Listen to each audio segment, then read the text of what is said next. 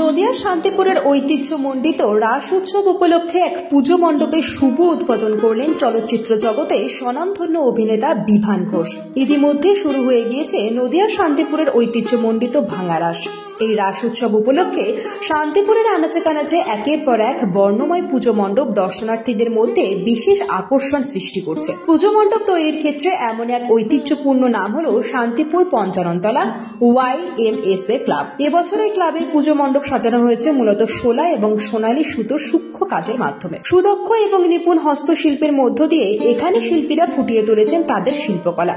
আর এই পুজো মণ্ডপ দেখার জন্য হাজার হাজার দর্শনার্থীরা ভিড় করছে মণ্ডপের সামনে। বৃহস্পতিবার এই পুজো মণ্ডপের শুভ উদ্বোধন করেন চলচ্চিত্র জগতের বিশিষ্ট মুখ বিভান ঘোষ। উপস্থিত ছিলেন শান্তিপুরের তৃণমূল বিধায়ক ব্রজকিশোর গোস্বামী। পুজো উদ্যোক্তারা জানান, এবছর YMSA ক্লাব 43তম বর্ষে পদার্পণ করেছে। প্রায় 3 মাসের প্রচেষ্টায় এই পুজো মণ্ডপ তৈরি হয়েছে।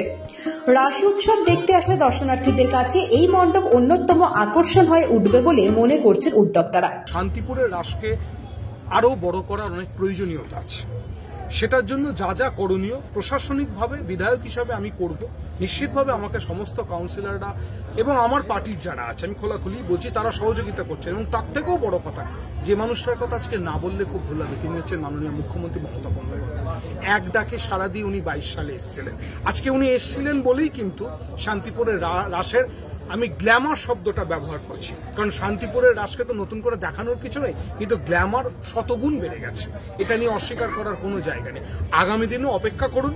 যদি 25 সাল রাস এবং তারপরে যদি ঈশ্বর আমাকে সুযোগ দেন, তাহলে নিশ্চিতভাবে শান্তিপুরের রাসকে আমি ITI কল্যাণীর মতো সেই জায়গায় নিয়ে যাবো, যাতে বাইরের মানুষ, কলকাতার মানুষ শান্তিপুরের রাস দেখতে আসবে। সেই জায়গায় নিশ্চিত রাস পূর্ণিমায় প্রথমবার দেখছি, এবং রাস পূর্ণিমায় আসার পরে মনে হলো দুর্গাপুজোতে কোনো অংশে কম না।